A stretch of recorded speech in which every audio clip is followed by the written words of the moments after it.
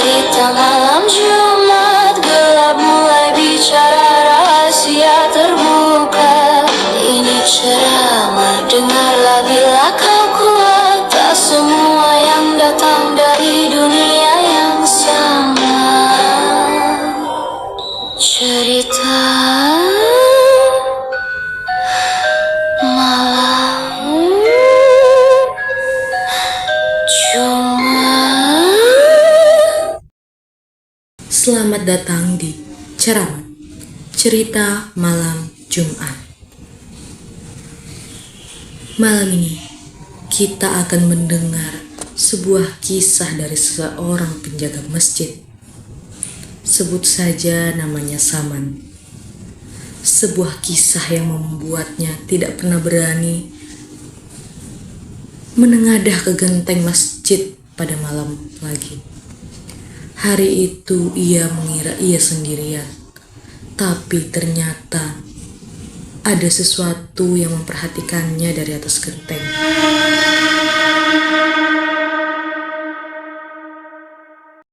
Namaku Saman. Sudah bertahun-tahun aku menjadi penjaga Masjid Al-Ikhlas. Masjid kecil di ujung kampung yang biasanya selalu tampak tenang dan damai pada malam hari. Seperti biasa, setelah sholat Isya, aku membersihkan masjid seorang diri. Namun, malam itu, aku merasa suasananya sedikit berbeda. Udara terasa jauh lebih dingin dari biasanya. Dan dari kejauhan terdengar anjing-anjing menggonggong keras ke arah yang sama.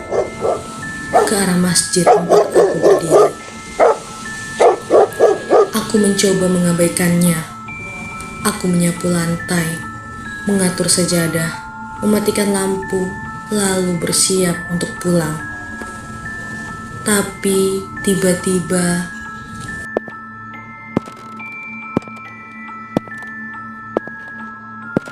suara langkah dari atas genteng masjid. Pelan, jelas, tapi berat. Seolah ada sesuatu yang besar bergerak di atas sana. Aku mendongak. Gelap. Tidak terlihat apapun. Dengan tangan sedikit gemetar, aku menyalakan senter ponsel dan mengarahkannya ke arah genteng. Cahayanya menangkap sesuatu. Rambut panjang hitam melambai tertiup angin di pinggir genteng. Begitu panjang, sehingga membuatku langsung mundur selangkah. Dan saat aku mundur itulah sesuatu muncul dari balik genteng. Sebuah kepala perempuan tanpa tubuh, menggantung dengan organ-organ basah yang terjulur dan meneteskan darah. Rambutnya tergerai liar. Wajahnya pucat dan matanya merah menyala menatapku tajam. Aku tertegun hampir tidak mampu bernapas.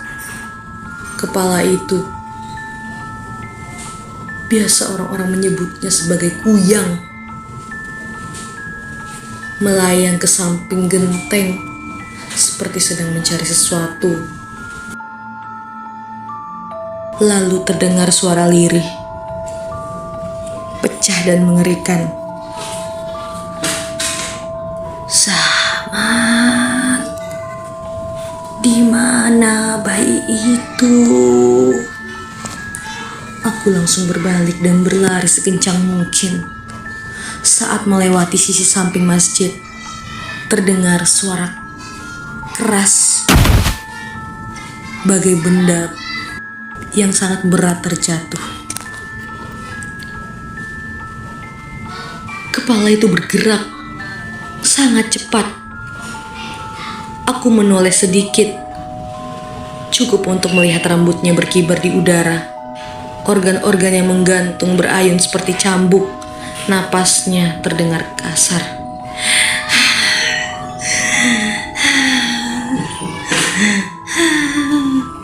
Aku semakin panik. Kaki terasa berat, seperti ada yang menahan.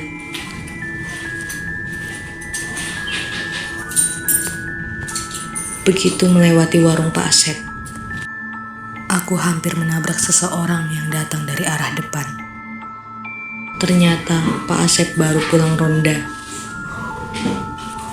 "Hei Sam, kenapa kau lari-lari begitu?" serunya. Aku terengah-engah, hampir tidak bisa mengucap kata-kata. "Pak, di genteng masjid ada kuyang. Dia ngejar saya." Namun anehnya, Pak Asep tidak terlihat kaget sama sekali. Ia hanya menghela napas panjang, seolah ini bukan pertama kalinya terjadi. "Saya sudah bilang, Man, kalau malam itu jangan bersih-bersih sendirian," katanya pelan. "Dia memang suka di genteng masjid itu." Aku menelan ludah. "Dia itu sebenarnya siapa, Pak?" tanya aku dengan suara bergetar. Pak Asep menatap masjid yang kini kembali sunyi. "Dulu ada seseorang perempuan yang meninggal tidak wajar di kampung ini," jelasnya. "Sebelum mati, katanya dia belajar ilmu yang membuat rohnya tidak tenang. Kepalanya tidak pernah ditemukan sampai sekarang." Aku merinding seketika mendengar apa yang diucapkan oleh Pak Asep. Pak Asep mendekat, menurunkan suaranya. "Kuyang itu memang suka berkeliaran," katanya. "Tapi kalau dia naik ke genteng masjid, itu tandanya dia sedang mencari sesuatu." Aku mengerutkan kening. "Mencari apa, Pak?" Pak Asep hanya menghela napas yang panjang. "Biasanya ia mencari bayi yang baru lahir." Jantungku langsung berdegup kencang. Aku teringat malam itu ada satu rumah yang baru 3 hari lalu melahirkan. Angin malam tiba-tiba bertiup kencang. Dari arah masjid, bayangan kepala melayang sangat cepat dengan mata merah redup berkilat di kegelapan. Aku dan Pak Asep hanya bisa berdiri mematung. Makhluk itu berputar sekali di udara. Rambutnya seperti berputar mengikuti angin, lalu mengeluarkan suara yang sangat panjang.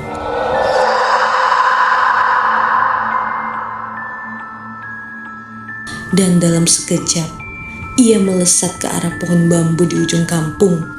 Aku tidak tahu apakah bayi itu aman malam itu.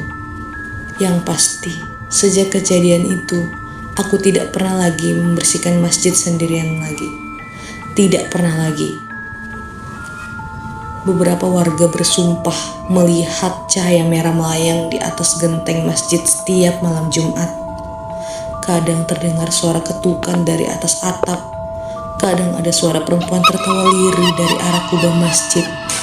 Dan sampai sekarang, tidak ada yang tahu apakah kuyang itu masih mencari atau sudah menemukan.